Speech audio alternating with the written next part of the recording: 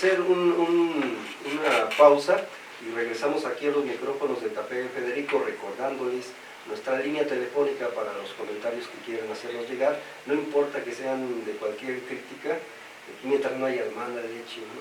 Bueno, el 461-662-5190 para que nos dé sus comentarios. Regresamos.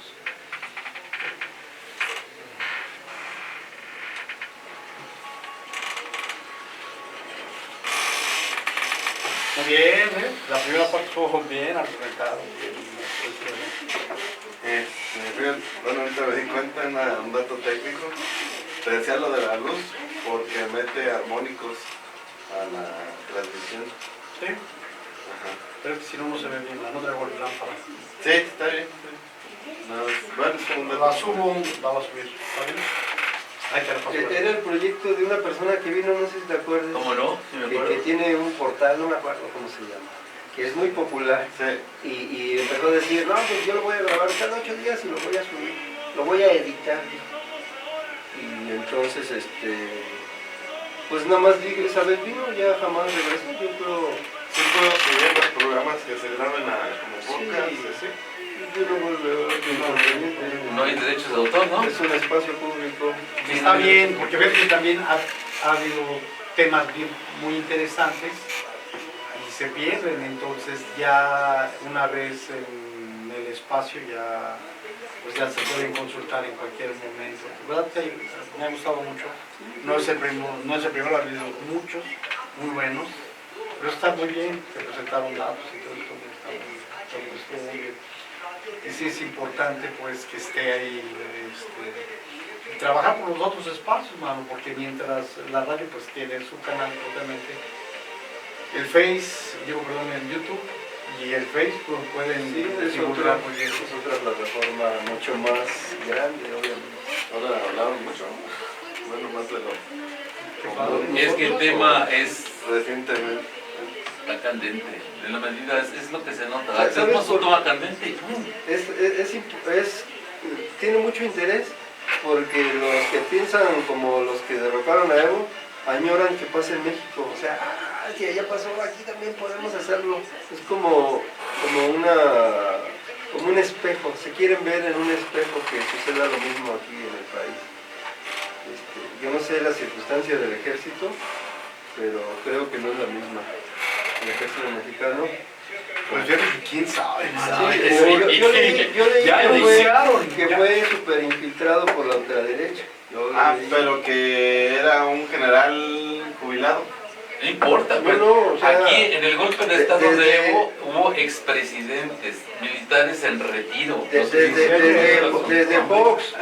Desde Fox empezaron a incidir en líneas de pensamiento al interior del ejército. O sea, Pues ¿dónde son la entrenados el ultraderecha. ejército mexicano? Pues Estados Unidos y Israel, o Sí, sea, la escuela- la academia innata del En capitalismo. Panamá, ¿no? Hay que ver sus intereses. ¿Cómo se llamaba la escuela ¿Qué de quieren? los soldados? De las Américas. Las Américas, la escuela de las Américas. Ya no se llama así. Que ahora Porque se quemó tanto que hay que cambiarle de nombre. que ya metamos. O sea, la ideología castresa es sumamente capitalista, definitivamente. Feliz Calderón, aumento de las tasas de transporte público y Aquí lo privatizar priorito. todo. 4, 3, 2, comenzamos. Bien, pues seguimos aquí en el Café de Federico. Les recuerdo la línea telefónica 662-5190. Tenemos ahorita el tema del golpe de Estado en Bolivia, pero bueno, hay otros temas que vamos a ir abordando si el tiempo nos permite y lo que ustedes también nos propongan. Para complementar un poquito breve lo que decía el último radioescucha que nos llamó, hay que entender que a veces el pensamiento objetivo pues es muy relativo o casi nulo, porque al final de cuentas cada individuo tiene una forma de ver las cosas y todo este tipo de críticas se vuelve más que nada subjetivas, que va a haber una gran cantidad de personas que van a ser afines al tema, o cuando no lo son pues van a decir es que no están siendo parciales, sino pues no estoy de acuerdo con lo que están comentando. Ahora, hay que platicar un poquito de la cuestión local. Algo que se viene debatiendo dentro de la semana es el aumento al transporte público.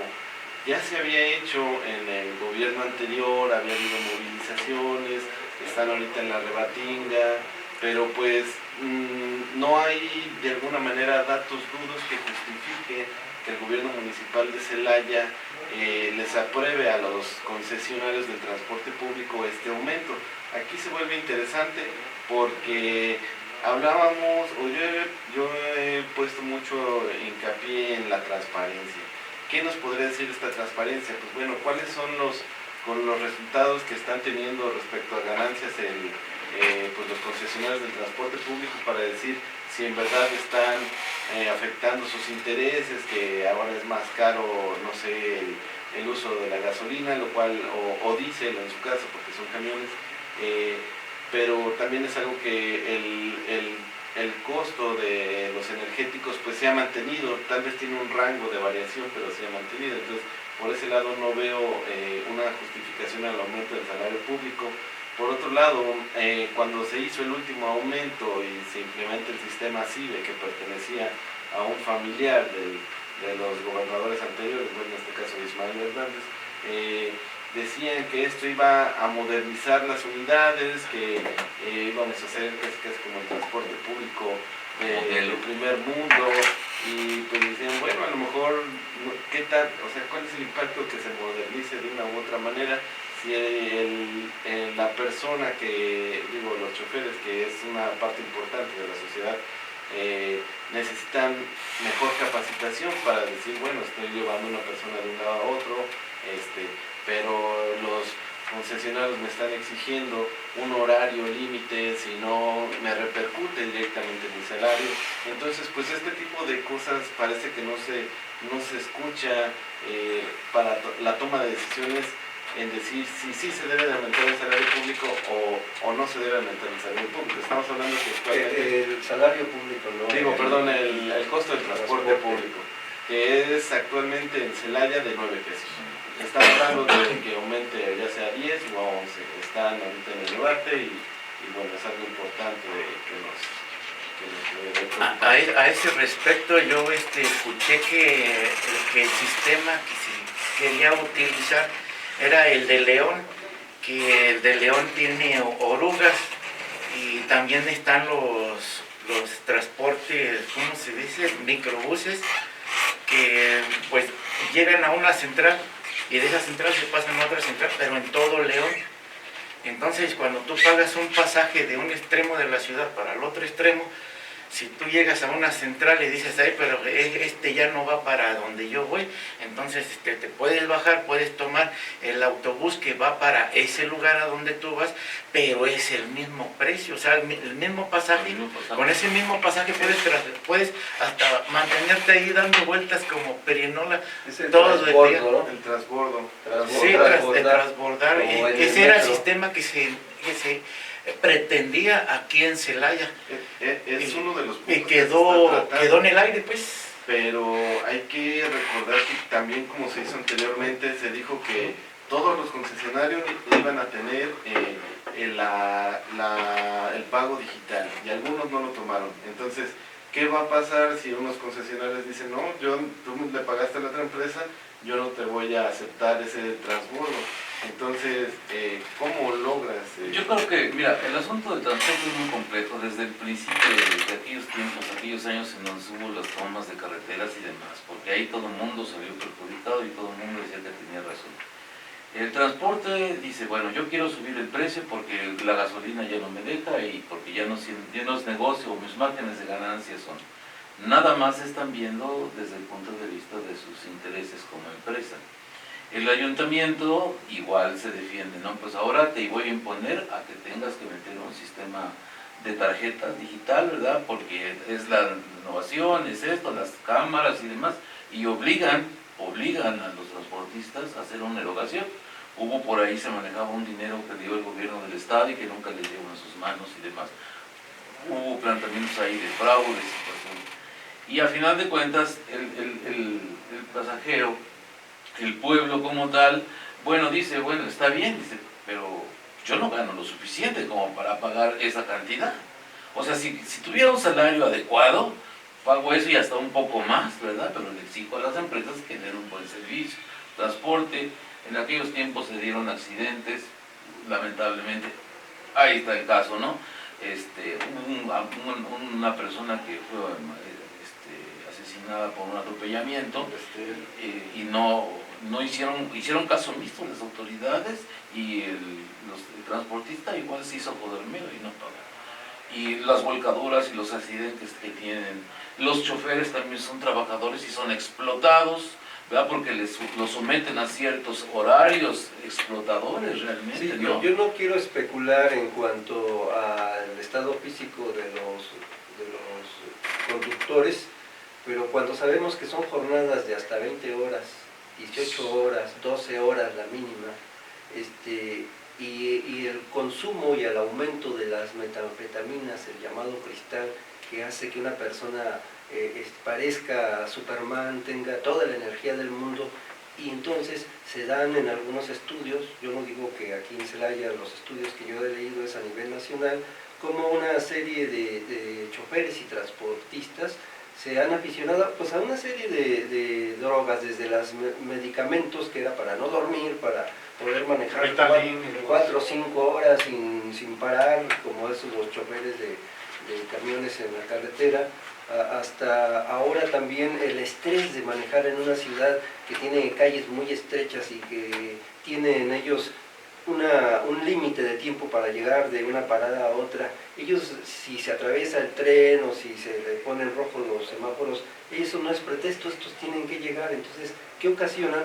Que los choferes manejen de una manera tan violenta y tan fuera de toda la normatividad para cumplir con esos plazos y poniendo en riesgo la vida de los pasajeros.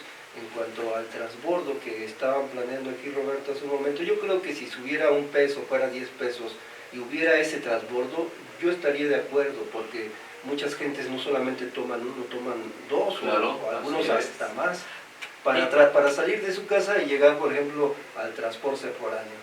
Sí, yo quería platicar que fíjense cómo lo local tiene que ver a nivel internacional. Recordemos que el movimiento de Chile, gran parte del argumento es que se subió el transporte. O sea, no es ajeno. Y fíjense, en Guanajuato el salario es muy bajo.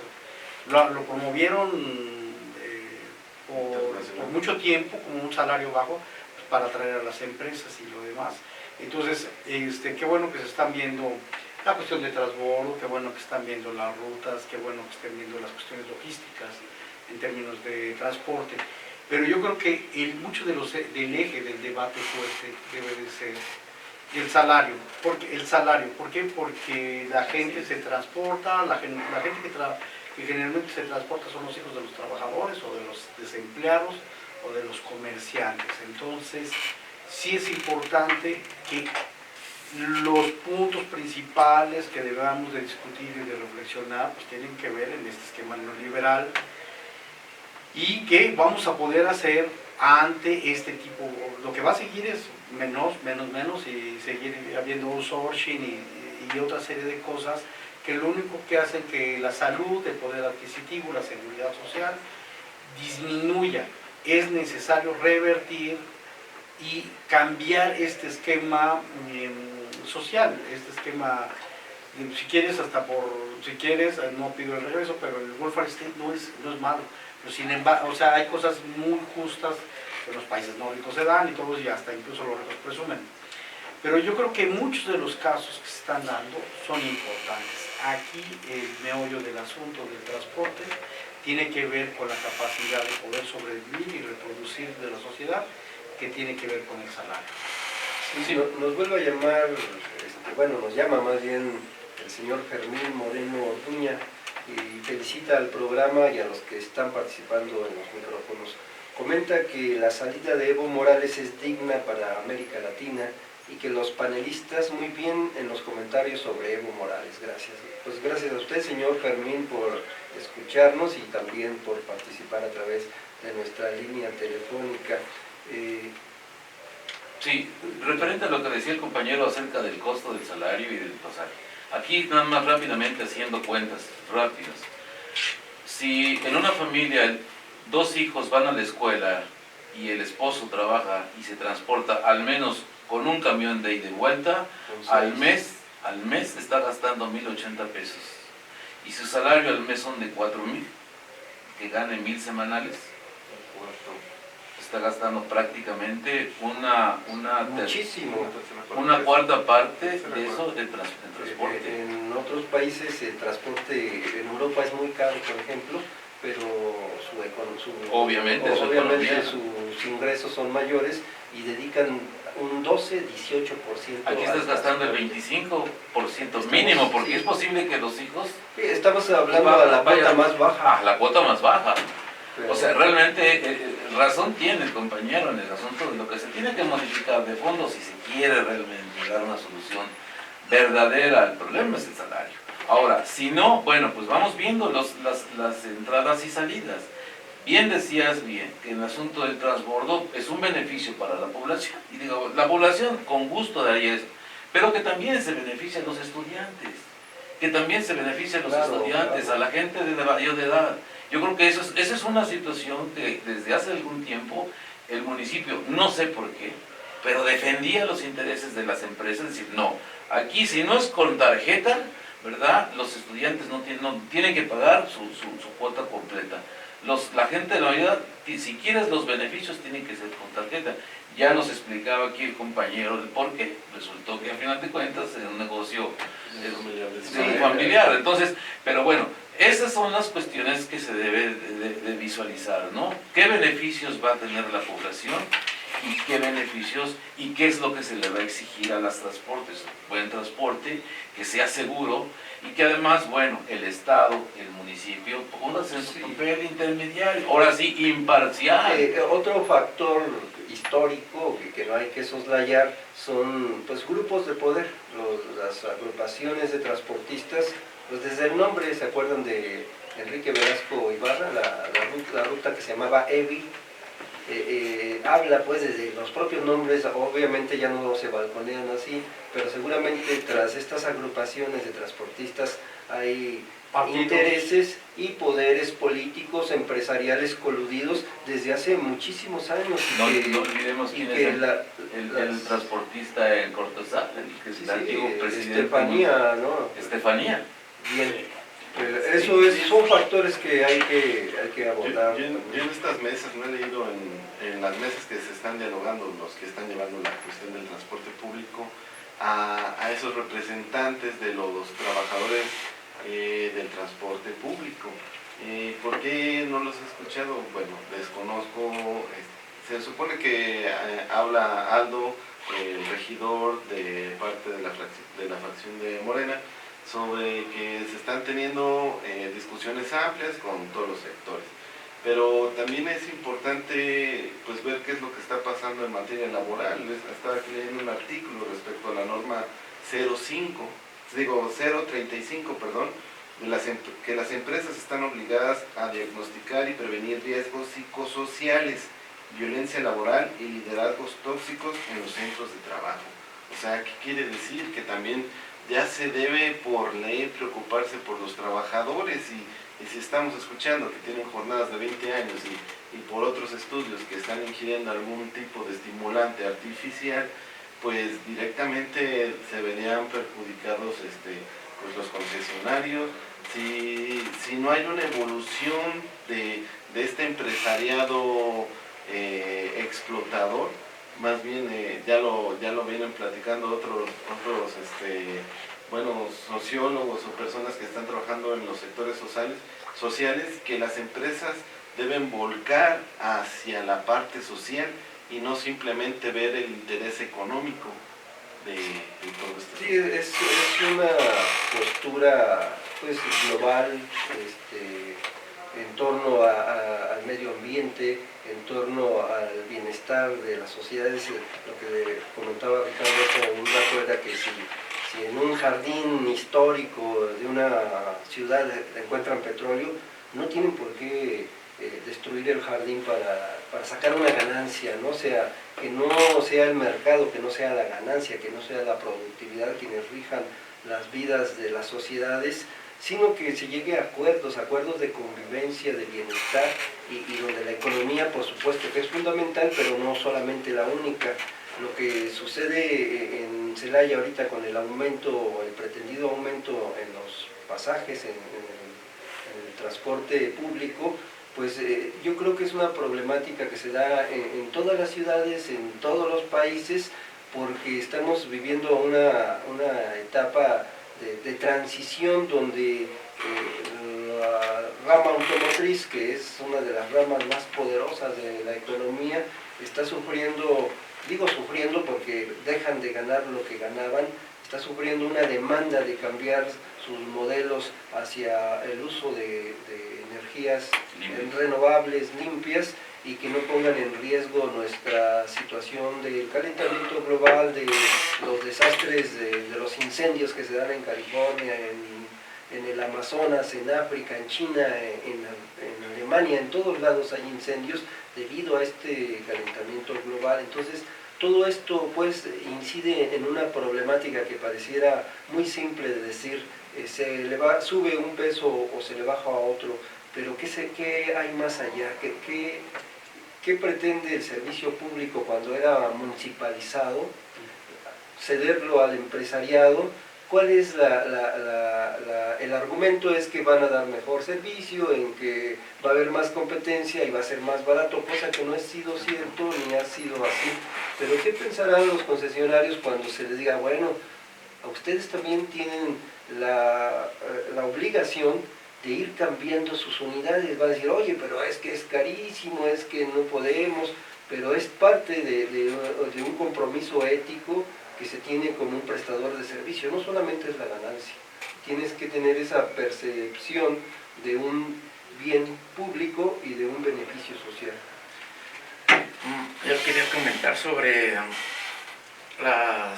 los obreros de las fábricas y los mismos choferes que manejan los autos. Entonces, yo lo que quería decir era que según estaba leyendo yo sobre la esquizofrenia moderna. La esquizofrenia moderna tiene que ver con toda la ola de ciencias que tenemos que tener presentes al momento de hacer algo, de conducirnos sobre algo. O sea, se hablaba sobre la atención a la parte social. Entonces esta atención pues se le debe, es todo un reto porque, como ya muy bien se ha visto en todo el mundo, es que se le salen de las casillas. La gente se le sale de las casillas, entonces ya no pueden, ya no hayan, es todo un reto porque pues acá en Estados Unidos lo que hacen es todas las religiones de cualquier persona que pertenezca a cualquier religión es bienvenida. Es lo que hacen en los Estados Unidos, es porque la razón es la que estas personas que son religiosas, pues los musulmanes no, eso no los dejan entrar. No, los musulmanes tienen una parte de que tiene que ser a una hora precisa, que tienen que pues dar sus oraciones. Pues es disciplina. O No, sea, finalmente el gobierno gringo no los quiere. Bueno, pero estamos hablando de la parte clerical, no estamos hablando de que estas personas pues van con otras intenciones, ¿verdad? Porque ellos tienen su religión, lo practican muy bien, está muy bien, pero se les pone el chip de que tienen que hacer, de que hay una formación de que hay que tener cuidado con esa clase de situaciones. Entonces ya para esto pues sí es un reto grandísimo, no solamente para la atención a la parte social, sino también para nosotros como sociedad. O sea, yo por ejemplo pues me dio la tarea de investigar el diabetes totalmente. ¿Por qué? Porque fui diagnosticado diabético. Entonces ahora como va a ser el día del diabetes, ahora que va a ser el miércoles, entonces pues yo dije, pues voy a ir, y como ha habido millones de muertos por esta enfermedad, pues yo lo que digo, bueno, pues yo como tengo la fórmula, ni modo de estar haciendo dinero con ella, ¿verdad? Así como hacen todos, pero como son las fórmulas, para eso se descubren, para eso se buscan, para obtener el beneficio de ellas. Pero Así debiera, pero hay laboratorios que lucran con la muerte de millones y millones, y como dices bien, en México tenemos sí, pues, una epidemia de diabetes, de sobrepeso, que cuesta al erario público algo así como el 26% de los ingresos. O sea, es un dineral, y solo para atender a una de las causas, que es la diabetes. Yo pienso que precisamente hablando de cuestión de salud, la sociedad del mundo entero ya debe de prever que no se puede seguir en un estilo de vida de confort y comodidad total, que hay que volver a hacer un esfuerzo para trasladarnos, hay que volver a hacer ejercicio para trasladarnos. Si las calles, en cualquier día vaya hacia aquí al centro de la ciudad de donde usted viva, y va a haber embotellamientos y un gran estrés, porque las calles ya no son suficientes para lo que llaman el parque vehicular, que ha crecido exponencialmente, y desde las pequeñas hasta las megaurbes se ven congestionadas por miles de autos, por cientos de gentes de mal humor y enfermas en esos congestionamientos. Entonces habrá que volver la vista a la bicicleta. Imaginen si en vez de carros hay bicicletas. Lo digo porque yo soy un usuario de bicicleta, obviamente, pero no es porque mi ejemplo tenga que cundir, sino por mero sentido común. O sea, si ya nos estamos calentando como planeta, estamos derritiendo nuestras polos, estamos poniendo en riesgo la vida no solo de los humanos, sino del mundo entero, de toda clase de vida que existe en este planeta, y lo pudiéramos reducir usando menos la energía fósil de los hidrocarburos. Pero claro, esto no será de la noche a la mañana, ni mucha gente dice, ay no, porque sudo y huelo feo, ay no, porque estoy cansado, y ay, es que, claro, no se compara la comodidad, pero como sociedad debemos ir dándole un adiós a muchas cosas cómodas. Tenemos que saber que ya no podemos vivir como hemos vivido en los últimos años, y que habrá que regresar a lo básico, a lo elemental, pero con dignidad. O sea, no estoy diciendo que hay que volver a la prehistoria, mucho menos, claro que no. Conservar nuestra civilización, conservar nuestros rasgos culturales y desarrollos, pero haciendo un uso consciente de ellos. Rescatar el tejido social, pues son frases que me gustan, son hechos que se pueden llevar a cabo en la sociedad.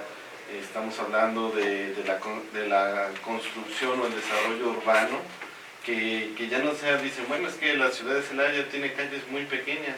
Bueno, pues entonces pensemos en que la ciudad de Celaya no está hecha para carros, vamos a pensar que busquemos una ciudad de Celaya desarrollada para bicicletas, o algún otro tipo de transporte que sea mucho más pequeño y haga...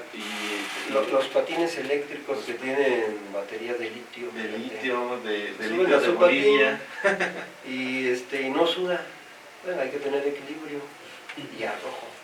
Los patines eléctricos, aquí antes conocían los patines del diablo, ¿no? Antes los mecánicos, ¿no? En Querétaro ya hay bicicletas eléctricas. Sí, las bicicletas eléctricas. Aquí en el departamento de ingeniería mecánica, un profesor se ha transportado en una bicicleta eléctrica que de alguna manera tuvo un costo de 6,000 pesos, pero dice, bueno, me ayuda, me lleva de mi casa a la larga se paga.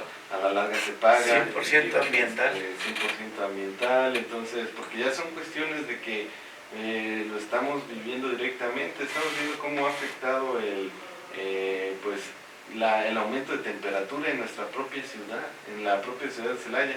Deciden quitar árboles y vemos que actualmente estamos terminando el otoño para terminar el invierno, donde Celaya se caracterizaba por ser una ciudad donde se marcaban claramente los cambios de estaciones, y seguimos teniendo un calor muy fuerte, una radiación que te está quemando, y al rato el cambio inmediato a un frío intenso que no sabes si llevarte una chamarra o no.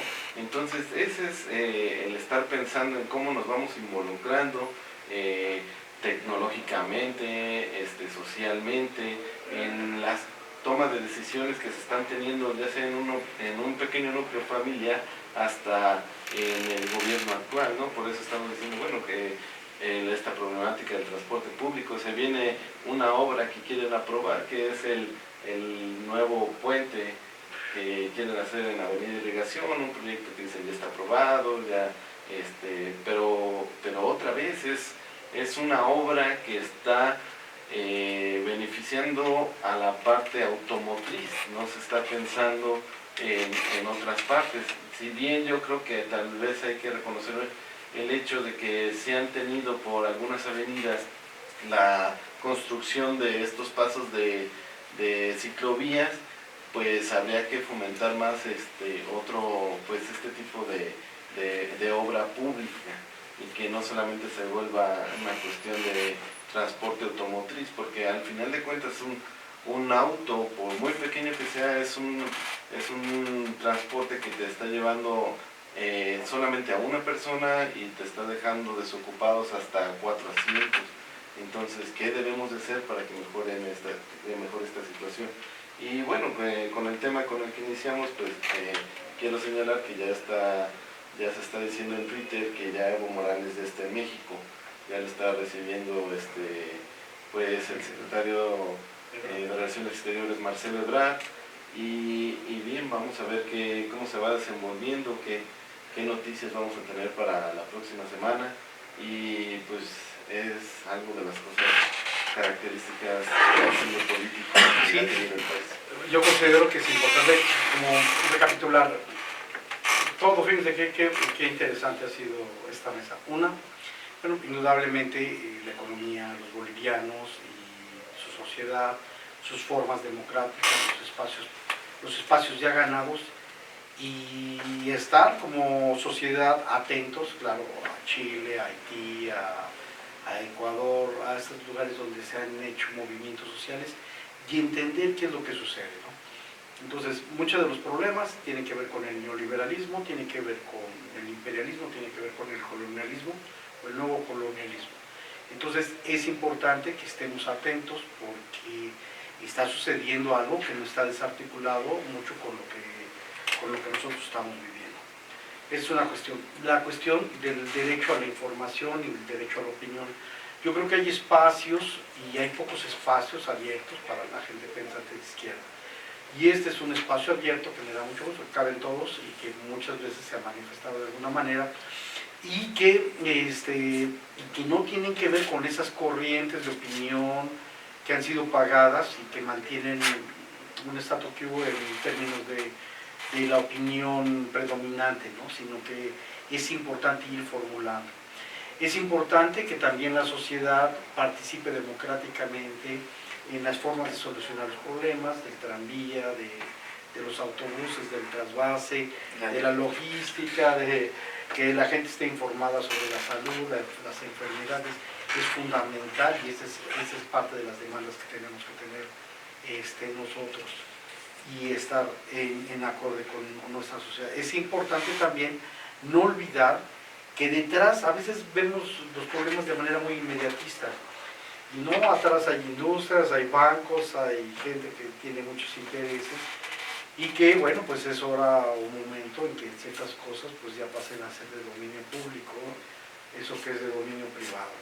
Entonces es fundamental pues que estemos muy informados en relación, y de cuidar los espacios, cuidar la alimentación, cuidar la salud a través de estas tecnologías. Muchos de estos elementos efectivamente tienen que ver con el tejido social y tienen que ver con las nuevas culturas, las nuevas prácticas que tenemos, pero estas nuevas no son modas, tienen que ver con la reivindicación de lo social, tienen que ver con la cuestión ecológica, que son los nuevos criterios en términos de necesidad, porque si no nos acabamos como humanidad, tienen que ver con las cuestiones de economía social, tienen que ver con los espacios de reivindicación de la sociedad, de las expresiones culturales. El problema, por ejemplo, ahorita de echarse atrás, aparte del económico, el socioeconómico, es el problema identitario, ¿no? O sea, si está sacando una barra de la bandera